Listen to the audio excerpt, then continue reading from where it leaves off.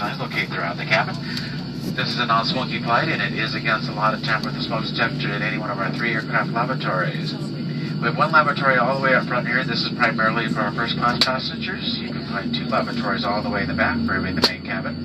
If you are in the main cabin, if at all possible, please use the lavatories at the back of the aircraft. And at no time can a line form in the forward part of our aircraft. Flight time down to the John Wayne Airport, a quick 2 hours. We're going to cruise at around 41,000 feet. Partly cloudy skies and currently 77 degrees. Here go the rest of your overhead lights. If by chance you need a reading light, you can find one of the panels above your head. Thanks again for joining us. Sure, it is a pleasure to have you with us. Now just sit back and relax. We'll be taking off in a few minutes.